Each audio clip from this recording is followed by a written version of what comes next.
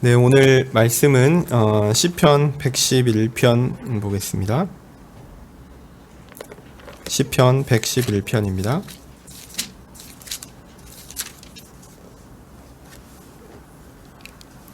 제가 읽겠습니다. 할렐루야!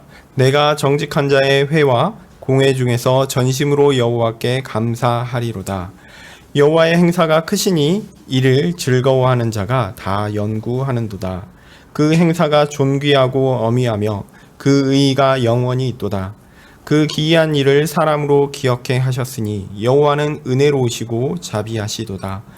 여호와께서 자기를 경외하는 자에게 양식을 주시며 그 언약을 영원히 기억하시리로다. 저가 자기 백성에게 열방을 기업으로 주사 그 행사의 능을 저희에게 보이셨도다. 그 손의 행사는 진실과 공의며 그 법도는 다 확실하니 영원 무궁히 정하신 바요 진실과 정의로 행하신 바로다.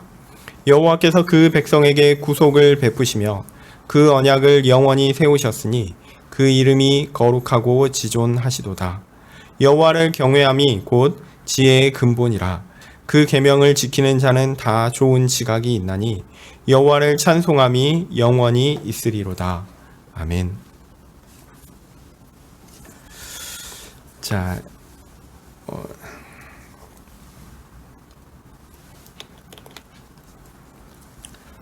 10월 31일은 전염병이 아주 우려가 되는 할로윈데이이기도 하지만 종교개혁 기념일입니다. 종교개혁 기념일에 맞춰서 설교를 하나 하려고 합니다. 먼저 111편에 대한 간략한 해설을 하고요. 그 다음에 이와 관련된 종교개혁자 멜랑이톤의 감사 기도를 소개하고 좀 분석하려고 합니다.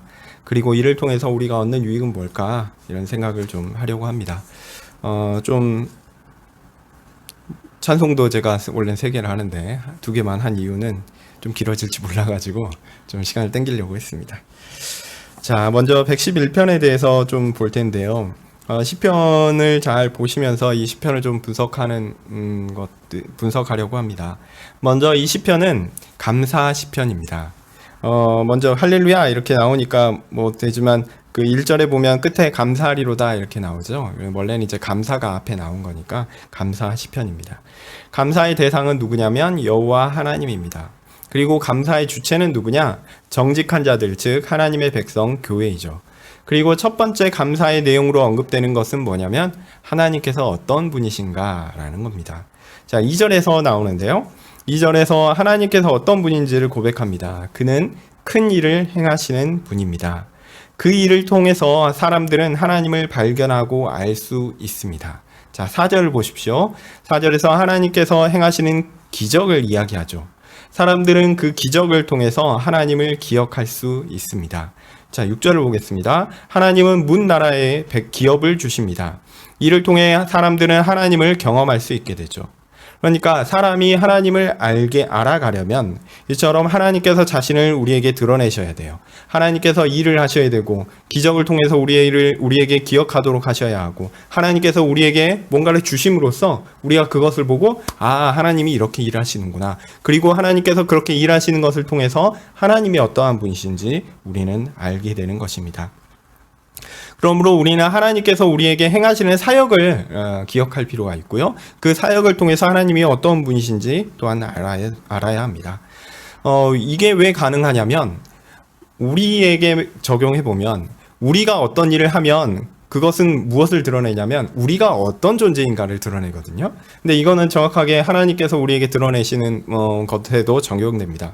하나님께서 하시는 일은, 하나님의 사역은 하나님이 어떤 존재인지를 드러낸다라는 것들을 꼭 기억하시면 좋겠습니다.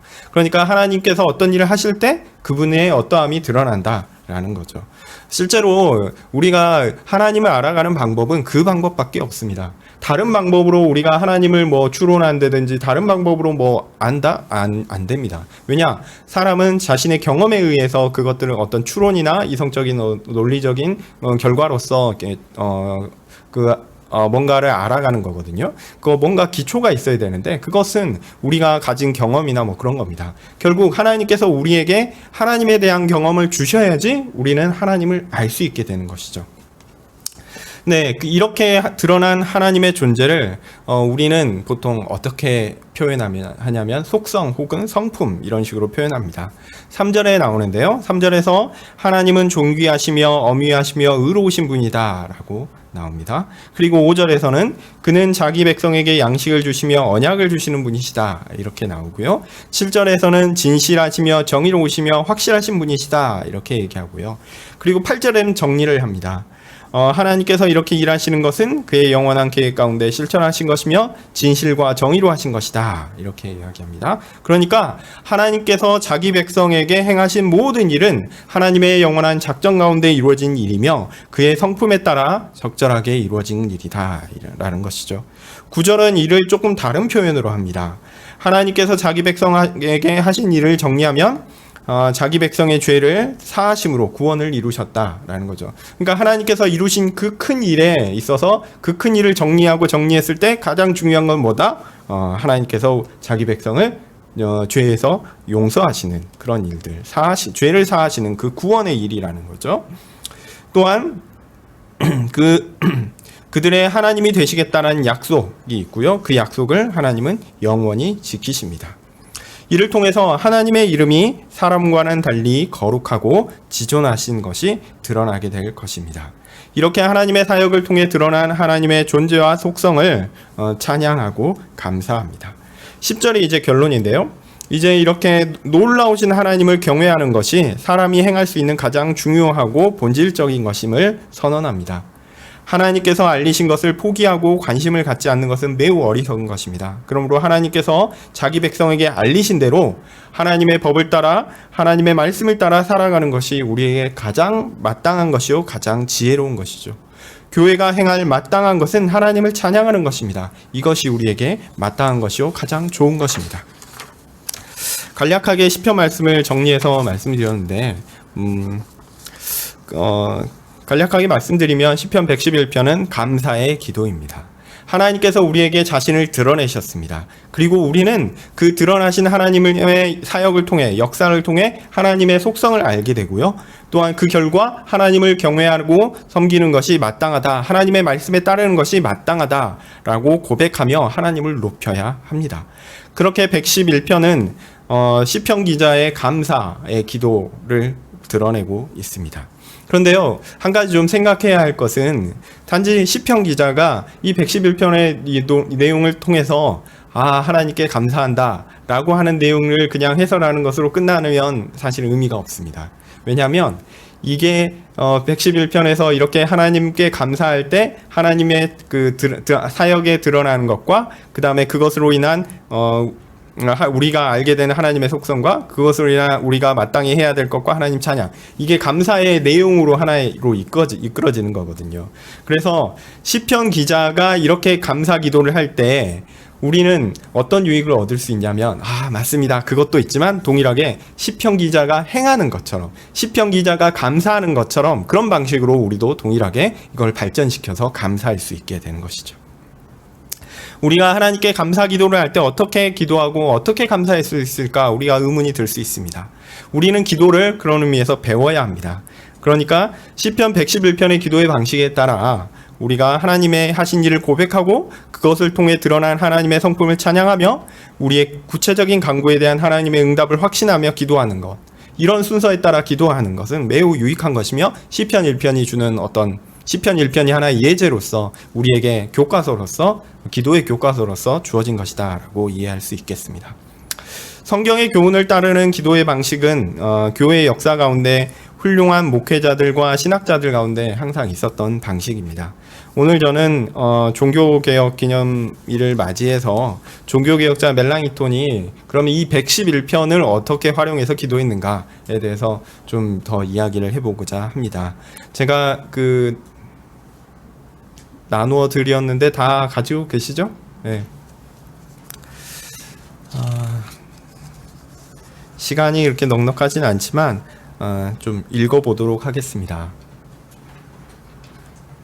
제가 15장 복사했는데 부족할지 모르겠네요. 네. 제가 이쪽 한번 읽고 그 다음에 분석하는 게 좋을 것 같아요. 한번 읽겠습니다. 나는 주께 감사드립니다. 전능하시고 영원하시며 살아계시고 참되신 하나님이시여, 우리 주 예수 그리스도의 영원하시고 유일하신 아버지여, 하늘과 땅의 조성자여, 사람들과 주의 천사와 사람과 교회의 사람들과 주의 천사와 사람의 교회의 조성자여, 주의 아들 우리 주 예수 그리스도와 주의 성령과 하나이신 보존자여, 거룩하신 분이요 지혜로우신 분이요 선하신 분이요 진실하신 분이요 의로우신 분이며 재판관이시며 순전하신 분이며 자비로우신 분이며 가장 자유로우신 분이시여, 주께 감사하는 첫 번째 이유는 주께서 자신을 우리에게 우리 주 예수 그리스도의 아버지와 주의 아들 예수 그리스도와 성령으로 나타내셨기 때문입니다. 그리고 두 번째 이유는 주께서 예수 그리스도 주의 아들을 보내셨고 그가 우리를 위한 희생제물이 되기를 원하셨고, 주께 영원한 교회를 우리 가운데 복음의 소리로 모으시며 우리에게 죄를 용서하시며 우리에게 성령을 선물로 주시며 우리를 들으시고 보호하시며 분명히 우리에게 영생을 아들로 인하여 주시며 이 생에서 우리에게 거할 곳과 먹을 것을 주시며 공공의 모임과 복음의 사역과 교리의 전파를 지키시기 때문입니다. 이 좋은 것들을 항상 우리에게 아들로 말미암아 주시기를 전심으로 주께 나는 기도합니다. 나는 주께 감사드립니다. 전능하신 주 예수 그리스도 하나님의 아들이여, 우리를 위해 십자가에 못 박히시고 부활하신 분이여, 영원하신 아버지 우편에 앉으시니여, 임마누엘과 우리의 구원자여, 지혜로우신 분이요 선하신 분이요 진실하신 분이요 의로우신 분이며 재판관이시며 순전하신 분이시며 자비로우신 분이시며 가장 자유로운 분이시여. 주께 감사하는 첫 번째 이유는 주께서 자신에게 인성을 취하셨고 자신을 우리에게 나타내셨고 우리를 위해 고난을 받으셨고 우리의 죄를 위해 십자가에 못 박히셨고 부활하셨고 우리를 구속하셨으며 영구적인 중보자와 사제이시며 자신에게 교회를 우리 가운데 복음의 소리로 모으시며 우리에게 죄를 용서하시고 우리를 주의 성령으로 거룩하게 하시며 우리에게 영원한 생명을 주시며 우리를 들으시고 마귀의 난폭함에서 보호하시며 이 생에서 우리에게 거할 곳과 먹을 것을 주시며 공공의 모임과 복음의 사역과 교리의 전파를 지키시기 때문입니다. 이 좋은 것들을 항상 우리에게 주시기를 전심으로 주께 나는 기도합니다. 그리고 항상 주께서 우리를 위해 아버지 곁에서 중보자가 되시기를 기도합니다. 나는 주께 감사드립니다. 전능하신 주 성령이여, 우리 주 예수 그리스도의 영원하신 아버지와 예수 그리스도로부터 나오신 분이여, 사도들에게 부어지신 분이며 지혜로우신 분이요 선하신 분이요 진실하신 분이요 의로운 분이며 재판관이시며 순전하신 분이시며 자비로운 분이시며 가장 자유로우신 분이시여. 주께 감사하는 첫 번째 이유는 주께서 우리 가운데 참된 지식과 영원하신 아버지와 아들과 주께 간구를 불러일으키기 때문입니다. 두 번째 이유는 주께서 우리 마음을 거주지로 삼으시고 우리를 지배하시며 우리를 계획과 위로로 도우시며 우리를 섭리 가운데 도우시며 우리를 들으시고 마귀의 난폭함에서 보호하시며 의와 영생으로 살게 하시며 우리에게 이 생에서 거할 것과 먹을 것을 주시며 공공의 모임과 복음의 사역과 교리의 전파를 지키시기 때문입니다.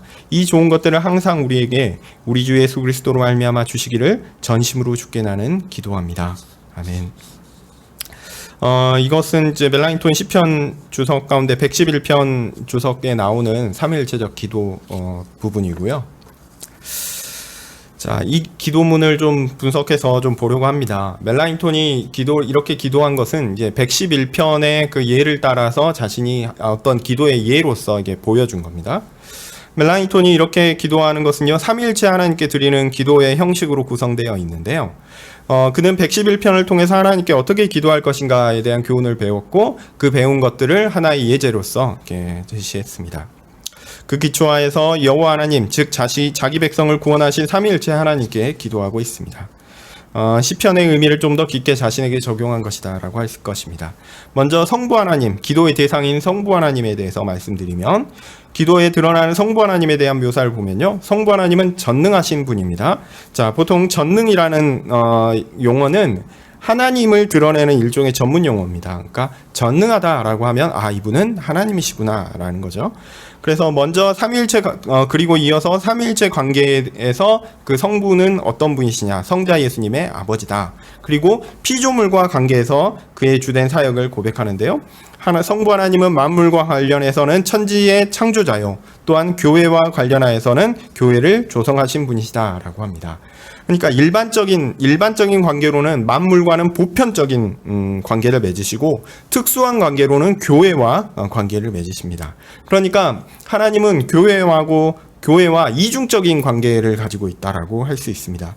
왜냐하면 교회는 일반적인 관계를 따라 만물 안에 모든 피조물에 속한 것이죠. 그렇지만 특수한 관계를 따라서 만물과 구별됩니다. 그래서 특별하게 하나님의 자녀요 하나님의 백성이다라고 고백할 수 있는 것이죠. 또한 성부는 만물의 창조자이신 동시에 보존자이다라고 합니다. 그런데요, 여기서 기도에서 정말 독특한 것은 이 보존하시는 사역이 성부 하나님께만 돌려지는 것이 아니라 성부와 성자와 성령 공동의 사역으로 이야기하고 있다는 것이 중요하고 독특한 포인트라고 할 수 있습니다.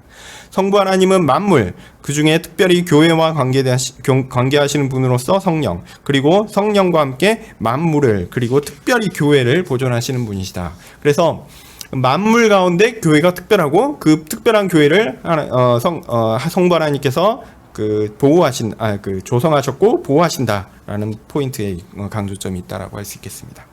두 번째, 성자 예수님에 대한 얘기인데요. 성자 예수님도 동일하게 성부와 마찬가지로 전능하신 분이다라고 이야기하고 있죠. 즉 하나님이다라는 겁니다. 그리고 그는 예수 그리스도라는 이름으로 불립니다. 그런데 예수 그리스도라는 것은요, 하나님으로서 성자라기보다는 사람으로서의 성자를 가리키는 겁니다.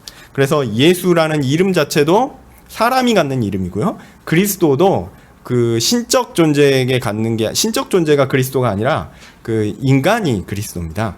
이제 그리스도라고 할 때 기름 부음 받은 자라는 뜻이고 구약의 메시아라는 것인데, 하나님께서 어떤 특정한 목적을 위해서 어떤 사람을 세우실 때 기름을 부으셨거든요. 그는 사람입니다. 그러니까 예수 그리스도라는 표현은 기본적으로 성자께서 사람이다라는 거죠. 그러니까 전능하신 예수 그리스도라고 얘기하면 전능하신 분, 하나님이시면서 또한 사람이다라는 것들을 강조하고 있다.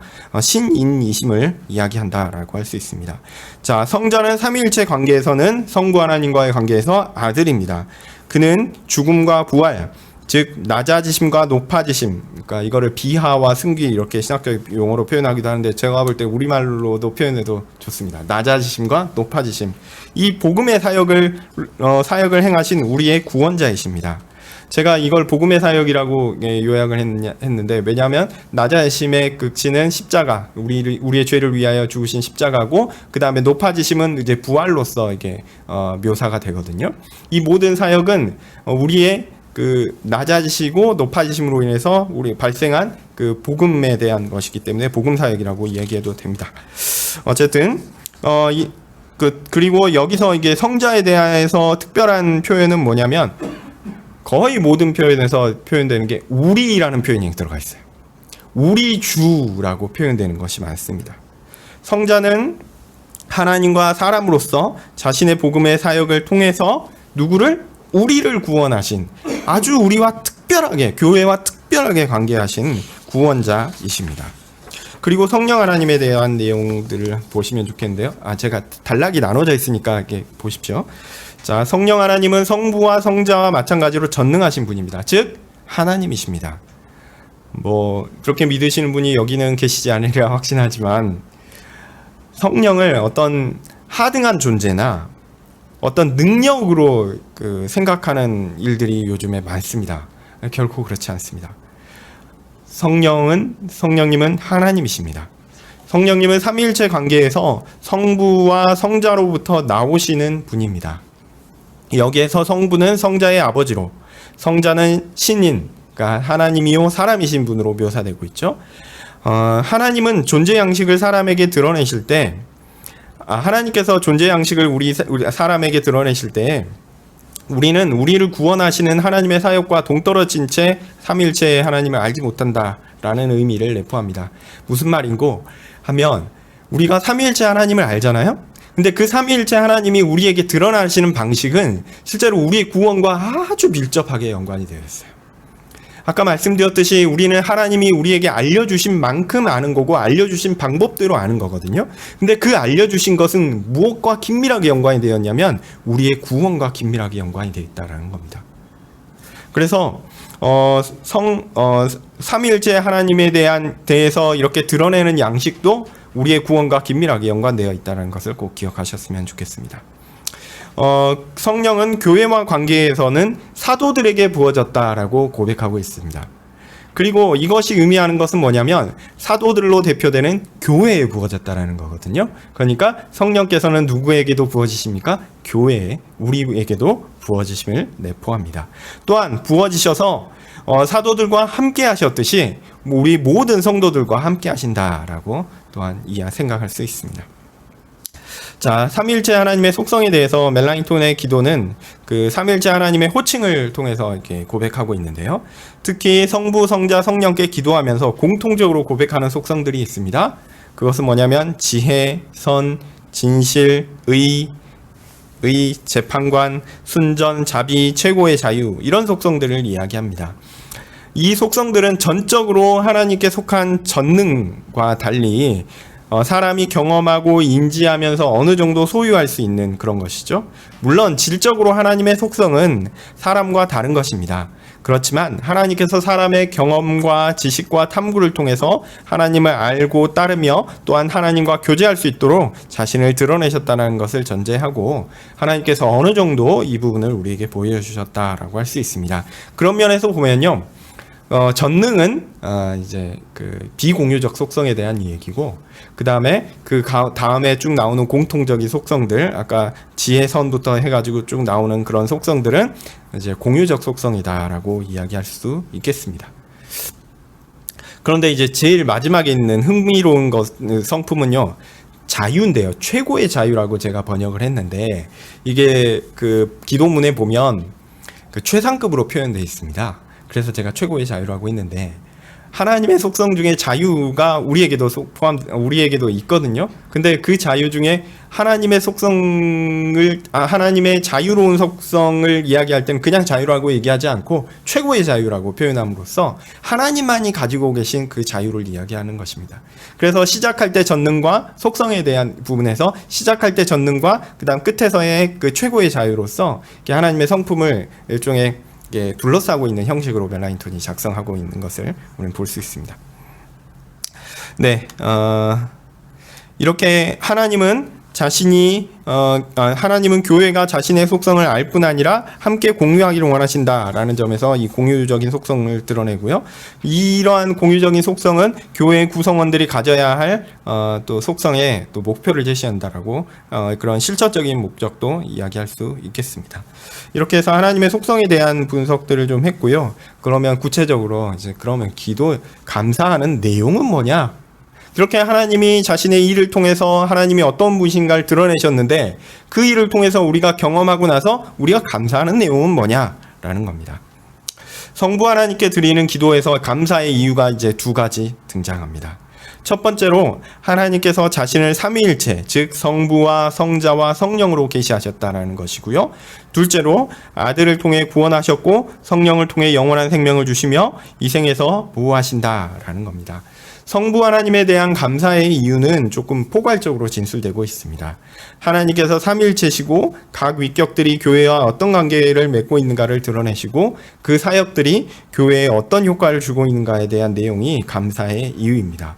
근데요, 정말 재밌는 거는요, 우리가 하나님께서 이 멜랑이톤이 감사하는 것들 보면 우리가 하나님에 대해서 감사할 때 하나님이 우리에게 어떤 일을 해주셔서 감사하다라는 것을 먼저 이야기하지 않고 하나님이 우리에게 드러나셨는데 어떻게 드러나신 것에 대해서 감사하는 거냐면 삼위 하나님, 성부와 성자와 성령 하나님으로 드러나신 것에 대해서 첫 번째로 감사하고 있거든요. 그러니까 하나님을 우리가 알게 됐다는 거죠. 하나님의 존재를 알 수 없었는데 알게 되었다는 거죠. 그것들이 또한 교회와 긴밀하게 연관되어 있다는 것들을 보여주셨다는 거죠. 이렇게 삼위일체 하나님으로 알려주신 것에 대해서 감사하고 있다는 것은 좀 우리가 좀 깊이 생각할 필요가 있겠다 싶습니다. 예전에 김영규 교수님이 제가 그 신학교 다닐 때니까 벌써 10년도 훌쩍 넘은 얘기인데, 그 삼위일체에 대해서 이렇게 중요하고 귀한 것들을 그 말씀하셨는데, 교인 중에 이렇게 어떤 분이 왜 삼위일체를 배우는 것이 우리에게 어떤 도움이 되는지 잘 모르겠다, 이런 식으로 질문하신 분도 있었어요. 근데 저도 그때는 잘 몰랐는데, 지금 생각해 보면 이 부분을 조금 더 이 삼위일체를 아는 것이 우리에게 어떤 구체적인 도움이 될 건가, 이런 부분을 좀 묵상하고 좀 더 설명될 필요 있겠다, 이런 생각을 하게 됩니다. 왜냐하면 제가 아까 말씀드렸듯이 삼위일체 하나님이 우리에게 드러나는 것이, 그 지식을 아는 것은요, 구체적으로 뭐와 우리가 직접적으로 관계 있냐면 우리가 구원을 얻는 것과 직접적으로 관계가 있기 때문에 그렇습니다. 어쨌든 그렇고요. 자, 이 부분은 제가 말씀드리면서 조금 설명할 수 있을 것 같고요. 그 다음에 하여튼 멜랑톤에게 삼위일체를 아는 것은요, 단순하게 하나님의 존재 양식, 그냥 사변적인 지식, 추상적인 지식, 어떤 우리의 존재를 넘어서서 우리의 실생활하고는 전혀 상관이 없는 그런 지식이 아닙니다.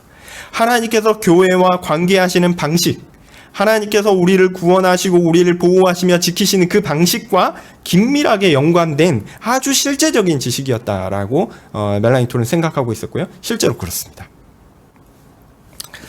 성자 예수님에 대한 감사의 이유를 볼 텐데요. 여기는 한 가지입니다. 그 감사의 이유는 그가 사람이 되시어 이 땅에 오시고 죽으시고 부활하시어 구원 사역을 완성하시고 지금도 중보자로서 교회를 위하여 일하시고 성령으로 교회와 함께 하시며 교회를 보호하시기 때문입니다. 그러니까 그리스도께서 우리를 위하여 이 모든 일들을 구속사를 하시고 지금도 우리를 지키시니 감사한다는 거죠. 자, 중요한 단어는 아까 말씀드렸듯이 우리입니다. 우리를 위하여, 그리고 예수님 표현할 때도 우리 주, 맨날 그런 식이거든요. 성령께서 인성을 취하시고 행하신 수많은 일들은 모두 교회와 관계된 것입니다. 누구를 위한 겁니까? 교회를 위한 일입니다. 성자께서 그냥 자신이 취하거나 누리를 어떤 것을 위하여 일하신 것이 아니라 교회를 위하여 희생하시고 부어주신 것입니다. 이것이 성자께서 하신 일에 대한 가장 중요한 감사라고 할 수 있습니다. 그리스도께서 하신 일이 우리를 위한 일이 아니면 그것이 어떤 의미가 있겠습니까? 또한 성령 하나님께 감사하는 이유에 대해서 살펴보면요, 두 가지를 언급합니다. 첫 번째로 아버지와 아들과 주께 간구하도록 하십니다. 또한 두 번째로 우리 마음에 계시고 위로하시고 도우시며 보호하시며 살게 하십니다. 멜랑톤이 강조하는 성령의 사역은요, 무엇보다 교회로 하여금 삼위일체 하나님께 간구하도록 하는 겁니다. 자, 우리가 하나님의 은혜를 받고자 이 자리에 왔죠. 또한 우리가 하나님께 우리의 간구를 드립니다. 이 모든 것들은 누가 하시는 겁니까? 누가 이끌어서 하는 겁니까? 성령께서 이끄셔서 하는 겁니다. 우리가 우리의 마음의 자발적인 것을 가지고 하는 게 아니라요, 성령께서 우리를 자연스럽게 이끌고 그런 마음을 가지게 하시고 하나님 앞에 엎드리게 하십니다. 삼위일체 하나님을 찾아가게 하시고 그 하나님의 하신 일을 보고 그 하나님께 찬양하며 감사하도록 하는 것이죠. 이것이 다 하나님의 일이십니다. 하나님께 도움을 달라 성령이 이끌지 않으시면 그렇게 우리는 할 수 없습니다. 오직 성령이 이끄셔야지 우리가 하나님께 간구할 수 있습니다. 또한 기도의 의미가 있는 것은요, 그렇게 성령께서 기도하도록 이끄신 그분께서 교회와 함께 성령께서 그렇게 이끄셨는데 그 성령께서 교회와 함께 계시사 우리를 위로하시고 도우시며 보호하시며 또한 그 앞에서 살게 하시기 때문입니다. 이게 은혜죠. 우리는 어떤 의미에서 하나님을 알 수도 없고 하나님께 나아갈 수도 없고 그냥 죄 지어서 저 죽음의 심판 가운데 있어야 되는데 성령께서 우리를 이끄십니다. 구원받은 자들 이끄세요. 그때만 이끄시는 게 아니라 지금도 이끄세요. 항상 이끄세요. 그리고 우리로 하나님 앞에 있게 하십니다. 성령은 성도의 삶의 구체적인 현장에서 경험되는 그 하나님의 위격입니다. 그래서 성령은 성도 안에 거하시며 성부의 창조와 조성과 보존을 그리고 성자의 구속을 실제로 우리에게 경험하게 하시는 하나님이십니다. 자, 삼위일체 하나님께 드리는 기도 중에 감사의 이유로 공통적으로 언급되는 내용이 있는데요. 이 생에서 우리에게 거할 것을 주시며 먹을 것을 주시며 공공의 모임과 복음의 사역과 교리의 전파를 지키신다라고 이야기하고 있습니다. 이 부분은 멜랑이톤이 가진 그 실제적인 필요에 대한 기도입니다. 이는 멜랑이톤의 현실적인 삶과 매우 긴밀하게 연관되어 있습니다. 자, 이 부분에 대해서는 제가 좀 더 말씀드릴 테지만, 자, 우리가 기도할 때 아니면은 우리가 그런 어떤 하나님이 어떤 분이신가, 또 구체적으로 삼위일체 교리나 뭐 그런 것들에 대해서 이렇게 배울 때, 또 신학적인 내용들이나 그런 것들을 들을 때, 그리고 우리가 하나님 앞에 그런 내용을 가지고 감사하며 나아가 기도할 때, 우리는 현실에서 우리 하나님이 어떤 일들을 우리 가운데 이루어 주시지 않을 수도 있다라는 것을 압니다. 그래서 마음 한켠에 하나님께서 영원한 복을 우리에게 주셨으니 그것에 만족하면서 현실에서 이루어지지 않는 것에 대한 좀 아쉬움을 가지고 뭐 안 될 수도 있지, 그래서 안타까워하면서 그냥 있을 수 있습니다. 예. 그런데요, 멜랑이톤은 최소한 그 영생의 복은 영생의 복이요, 이 생에서 내가 살아가는 현재 이 생에서 내게 이루어져야 되는 것들도 간절한 소원을 가지고 간구하고 그 일이 이루어지기를 소망하고 있습니다. 뭐 저도 이럴 때가 많습니다. 될까? 안 될 것 같은데, 이런 생각이 들면서 하나님께서 영원한 일 가운데, 영원한 계획 가운데 이루어 주시겠지, 그리고 그냥 체념하는 경우가 있는데, 실제로 우리의 삶 가운데 구체적인 필요에 대해서 우리가 사실은 기도할 필요가 있다라고 여겨지고요. 최소한 멜랑이톤은 그렇게 기도하고 있습니다. 그리고 뭐 주기도문에서도 사실은 그것을 이야기하고 있고, 또한 이 시편에서도 사실은 그 이야기를 하고 있는 것이다, 이렇게 멜랑이톤이 이해하고 있습니다. 이 생의 삶이 어떻든지 간에 영생의 복락만 있으면 된다라고 여기지 않고요, 오히려 하나님께서 이 생에서 우리의 의식주, 거할 곳과 먹을 것을 책임지신다라고 확신하고 있습니다. 그리고 더하여 그리스도께서 다시 오시는 그날까지 사회 시스템, 우리말에서는 제가 번역을 공공의 모임이라고 했는데요, 이걸 제가 일부러 공공의 모임이라고 번역하기도 했지만 이것은 국가를 가리킵니다. 국가를 지켜주시고 국가가 존재할 것이며, 복음의 사역은 구체적으로 어떤 그 교회의 사역과 관련됩니다. 그러니까 교회가 사라지지 않을 것입니다. 그러니까 예수님 오실 때까지는 국가가 존재할 거고요, 또한 교회가 존재할 것입니다. 그리고 또 하나, 교리의 전파, 이것은 이제 교회 안에 바른 교리가 살아있는 것을 이야기하거든요. 이거는 뭐 구체적으로 얘기하면 그 옛날로 치면 대학, 요즘으로 치면 이제 신학교를 이야기할 것입니다. 이런 것들이 살아있을 것을 확신하며 이를 위해서 기도합니다. 멜랑이톤의 기도는 하나님의 약속에 대한 확신인 동시에 현실에서 자신이 기도의 응답을 기대하는 실제적인 문제이기도 했습니다. 이것은 멜랑이톤 당시의 역사적 정황에서 볼 때 개신교회가 당면한 문제였고, 하나님의 직접적인 도우심이 필요하다라고 여겨졌기 때문에 이러한 기도는 사실은 매우 실제적인 기도입니다. 이제 이 기도가 멜랑이톤의 이 기도가 단지 성경의 기도에 대한 낭만적인 고백, 성경이 이렇게 했으니 나도 이렇게 기도하리라 생각하는 그런 낭만적인 고백을 넘어서 얼마나 실제적인 것이었는지 역사적 분석을 통해서 좀 설명드리고자 합니다. 제가 이 이야기를 하지 않으면요, 여러분이 그냥 멜랑이톤 기도문을 잘 썼네, 삼위일체적이지, 그래, 좋은 글이야, 나도 이렇게 좀 한번 기도해 보자, 이렇게 끝날 수 있는데요, 실제로 이것보다 훨씬 실제적인 의미가 있어요. 이 부분 제가 말씀드리겠습니다. 자, 제가 과거에 멜랑이톤에 대해서 잠깐 말씀드린 적이 있는데 기억하실지 모르겠습니다. 하시면 좋겠는데, 어쨌든 기억하실 거는요, 이 시편 주석이 시편 강의가 있었을 때는 1550년 11월입니다.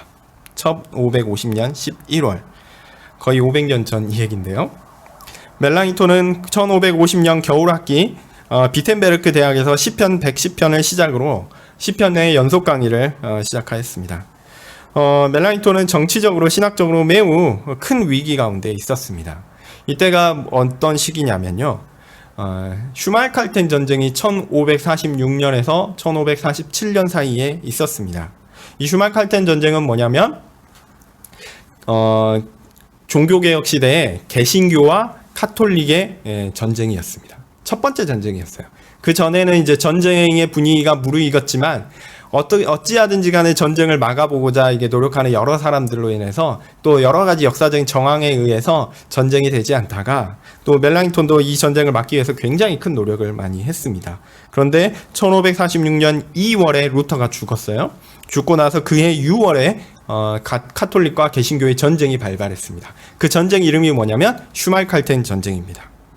자, 멜랑톤은 이 전쟁의 원인을 어디에서 찾았냐면 자기 자신에게 찾았어요. 그러니까 개신교 측의 원인이 있는 것이라고 찾았고요. 또한 이 전쟁 자체가 개신교를 향한 하나님의 징벌이라고 생각했습니다.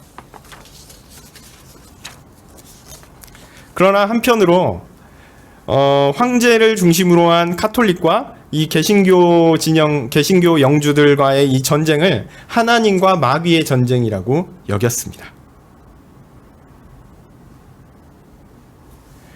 그런데 이 전쟁은 누가 이겼냐면 카톨릭이 이겼습니다. 마귀가 하나님을 이겼어요. 이게 지금 역사적인 정황입니다. 그리고 1547년에 그 전쟁이 끝났습니다. 전쟁이 끝났으면 이제 전쟁 이후에 후처리를 해야 되잖아요. 그게 1548년에 그 하나의 그 협의로 나오는데요. 그게 아우구스부르크 잠정 협의라는 겁니다.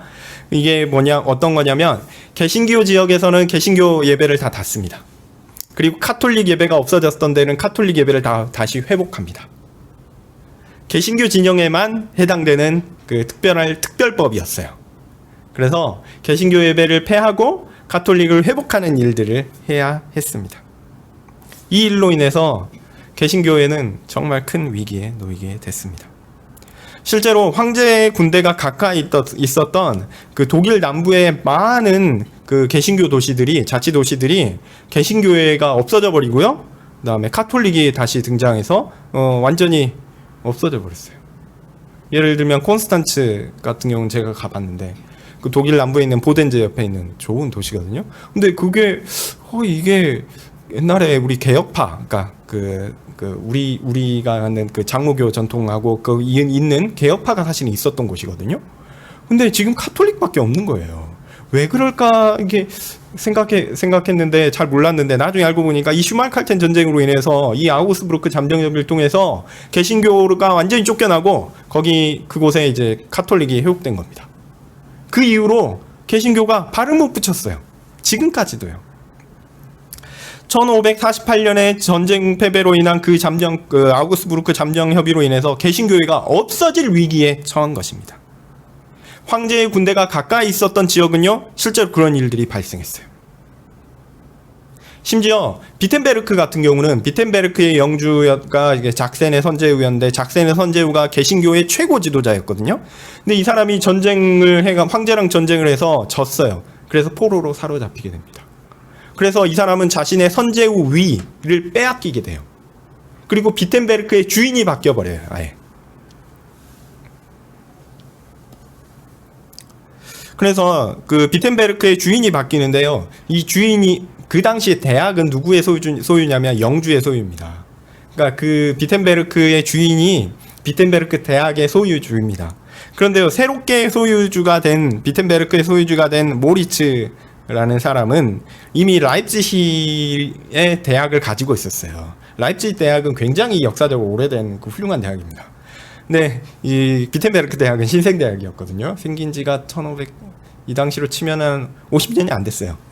50년이 안 된 아주 신생대학이고, 라입지히는 이미 그 당시에 200년이 넘은 굉장히 역사 있는 대학입니다. 그 대학을 가지고 있었기 때문에 두 대학을 운영하려면 뭐가 많이 듭니까? 돈이 많이 들거든요. 그러니까 비텐베르크 대학도 없어질 위기에 있었습니다. 다행히 멜랑톤이 그 모리츠를 굉장히 설득해가지고 그 대학을 유지하기로 결정을 내리긴 했지만 굉장히 어려운 일이 있었어요. 그래서 멜랑톤이 막 좋은 선생님들이 안 나가도록 하고, 그다음에 여러 정치 지도자들 만나서 어떻게든 후원을 얻으려고 하고 백방으로 뛰어다닐 때였습니다. 이 모리츠라는 사람이 아주 이렇게 재밌는 인물인데, 슈말칼텐 전쟁할 때는 황제의 편에 있었어요. 그러니까 카톨릭 편에 있었어요. 근데 이 사람의 개인적인 신앙은 뭐냐면 개신교입니다. 그러니까 자신의 신앙에 반해서 자신의 정치적인 이득을 위해서 그 황제 편에 선 겁니다. 그런데 이제 전쟁이 끝나고 나서 그 결과로 나온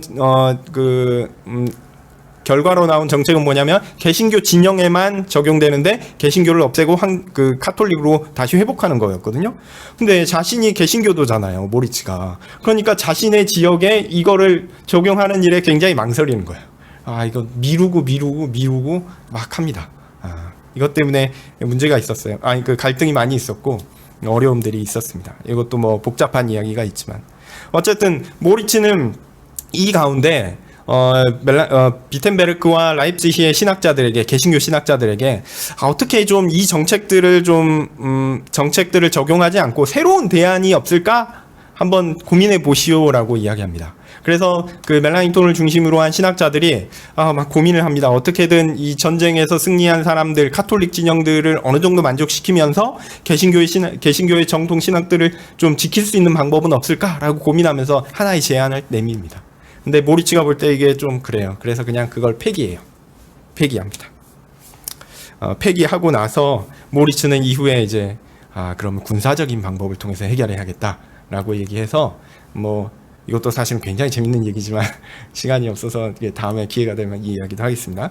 하여튼 모리츠가 황제랑 약속한 부분들이 있었거든요. 자신이 황제편에 섰을 때 일단 선제 우위를 주겠다. 이건 받았어요. 그리고 영토를, 굉장히 큰 영토를 주겠다 했는데 영토는 못 받았어요. 그리고 자신의 장인이 필리포 네센이라는 사람이 있었는데 이 사람이 개신교 최고 지도자 중에 한 명이었거든요. 근데 이 사람이 중혼 문제로, 그러니까 결혼을 2번 했어요. 이게 카톨릭 쪽에서는 사형에 해당되는 법이거든요.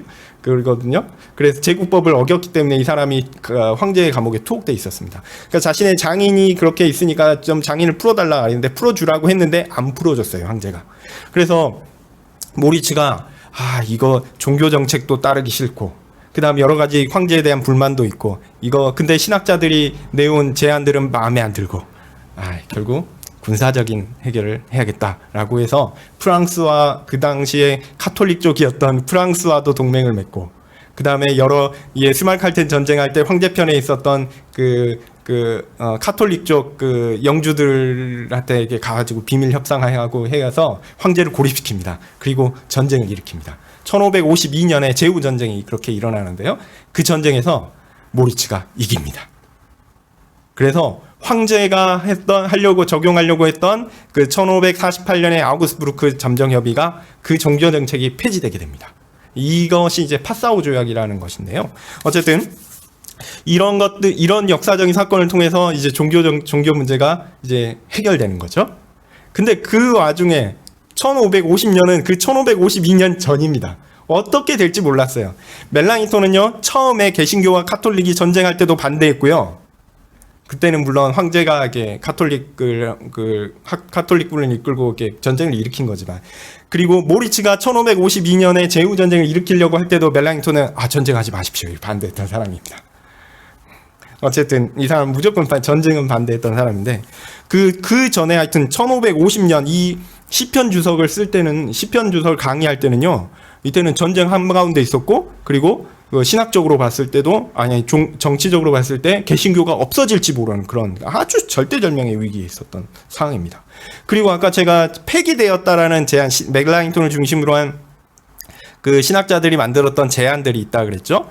그거 폐기됐다고 했는데, 폐기됐는데요. 그 폐기된 것을 플라키우스라는 사람이 몰래 빼냅니다. 그리고 출판해요. 그걸 뭐라고 명명을 하냐면, 라입지히 잠정협의라고, 마치 공식 문서가 아니라 폐기된 문서인데 정치적인 문서잖아요. 이거를 딱 해서 출판해버립니다. 멜랑이톤이 가진 생각은 이거야 라고 출판해버립니다. 그리고 굉장한 비난을 합니다.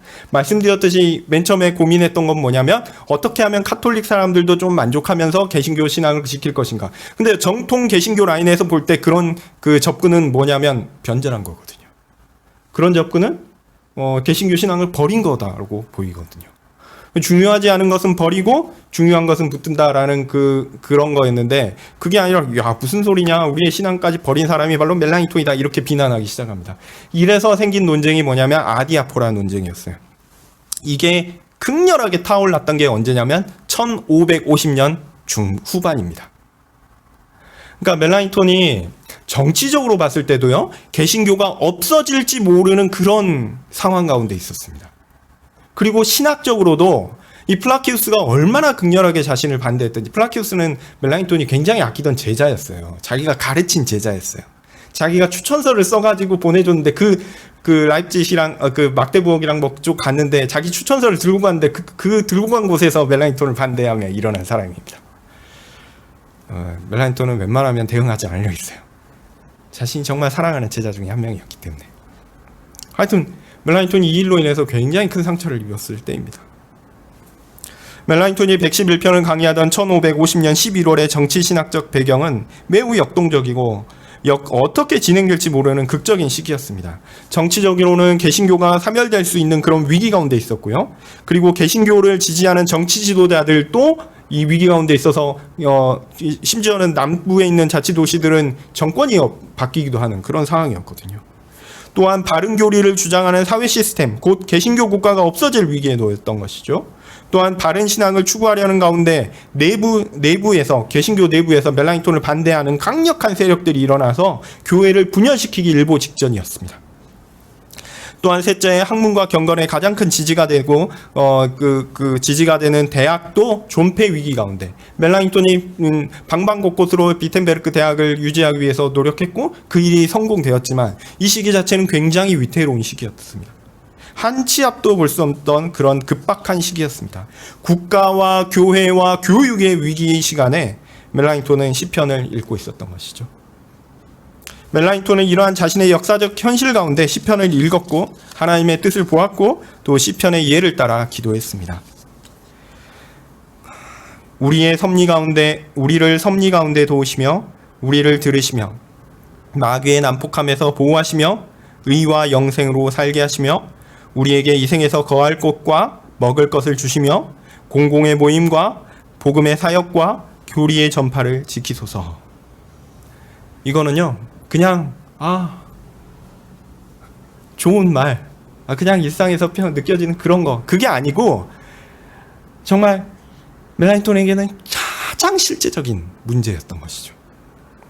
하나님의 가장 자유로우신 일하심 가운데 우리가 이해할 수 없는 개신교 전쟁의 패배, 이 일이 발생했습니다.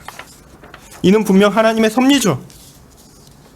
그런데 그 섭리가 우리에게 굉장히 비극적이었던 거죠. 그리고 우리는 그 섭리 가운데 좌절하지 않고 그 모든 것들을 주관하시는 하나님께 기도하며 응답하실 것을 믿습니다. 마귀와 같이 난폭하게 교회를 반대하는 저 악한 무리들로부터 하나님께서 하나님의 교회와 성도를 보존하실 것이며 하나님의 교회를 지키고자 하는 국가를 지키실 것이다. 이렇게 믿는 것이죠. 공공의 모임 곧 나라와 복음의 사역 곧 교회와 교리의 전파 곧 하나님의 바른 교훈을 지키는 대학의 보호, 하나님께서 이것들을 보호하실 것이다 라고 믿고 강구하고 있는 것입니다. 제가 볼 때 멜라니톤이 큰 믿음이 필요했을 겁니다. 왜냐하면 눈앞에 보이는 것은요 아무것도 없었거든요. 전쟁의 패배로 인해서 그토록 하나님을 다르게 섬기고 하나님의 교회를 세우고자 했던 사람들이 고난을 받고 있었습니다. 그들은 언제 개신교회가 없어져도 상관없을 만한 그런 어려운 가운데 있었습니다. 앞으로 몇 년 후에, 불과 2년 후에 그 문제가 어느 정도 일단락되지만 2년 후에 무슨 일이 발생할지 전혀 모르는 것이죠. 우리는 111편을 통해 기도가 무엇인가를 배웁니다. 이는 시편을 작성했던 당시의 독자들만을 위한 것이 아니었습니다. 이 시편은요 16세기의 종교개혁자 멜라니톤에게 아주 실제적인 교훈으로서 적용되었고 또한 21세기를 살아가는 우리에게도 동일하게 적용되는 것입니다. 성경을 통해서 우리의 경건한 삶의 교훈을 얻으셨으면 좋겠습니다. 성경을 따라 사는 삶은 이론적이거나 추상적이거나 아니면 삶과 관련 없는 그런 것 아닙니다. 아니고요. 현실에서 역사하시는 하나님을 경험하는 삶입니다. 세상은 우리의 정신을 혼란하게 합니다. 아니 뭐 하나님이 계시면 이런 일이 발생할까? 이런 일들이 있는 거죠. 도대체 교회가 핍박을 받고 혼란 가운데 있습니다. 사실 생각해 보면요, 교회가 이렇게 핍박받지 않고 이렇게 그냥 하나님의 은혜 가운데 그렇게 잘 있는 것은요, 2000년 교회 역사 가운데 얼마 없습니다. 항상 어려움이 있었습니다. 항상 곤란이 있었어요. 전쟁의 소식이 이 땅엔 70년간 없었죠. 감사하죠. 그 이전에는 어땠습니까? 생각만 해도 끔찍합니다. 그런데 우리에게 조금만 어려운 일이 발생하니까 우리 다들 막 하나님의 교회에 어떻게 이런 일이 있을까? 더 어려운 일들이 많았습니다. 지금 일은 어떤 의미에서 그것에 비하면 사소한 일일지 모릅니다. 어쨌든 우리는 이런 작은 일에도요, 우리의 정신이 혼란스럽게 됩니다. 그러나 여러분, 하나님은 그때나 지금이나 여전히 살아계시고 역사하시고 우리를 지키시고 보호하십니다. 우리의 현실과 우리의 눈과 우리의 판단은 그렇지 않다라고 느낀다 하더라도 하나님은요, 그렇게 하시는 분입니다. 우리의 이성적인 판단을 넘어서 역사하시는 그 하나님을 기대하십시오. 우리는 못 봅니다. 미래에 어떤 일이 발생할지 못 보잖아요. 근데 기대하십시오. 그 기대를 가지고 기도하십시오. 종교개혁 기념주간이라 짧은 말씀을 가지고 말씀드렸는데 이것들을 좀 잘 기억하셨으면 좋겠다 생각이 듭니다. 하나님께서 시편 기자와도 함께 하셨고 그에게도 하나님의 역사를 보게 하시고 그 일을 통해서 자신의 구체적인 간구하고 하나님을 믿고 찬양하게끔 하셨고요. 16세기 종교개혁자 멜랑ing턴에게도 그렇게 하셨고요. 또한 21세기 여기 모여서 하나님의 은혜를 간구하는 우리 모든 성도들과 함께 하시고 또한 지키시고 보호한다는 그 사실들 꼭 믿으셨으면 좋겠습니다. 이 일을 믿고 시편 111편의 예를 따라 하나님의 하신 일을 따라 하나님을 발견하고 하나님을 찬양하며 삶의 필요를 간구하고 현실의 보호와 위로와 힘을 얻는 모든 성도님들이 되시기를 간절히 소원합니다. 기도하겠습니다.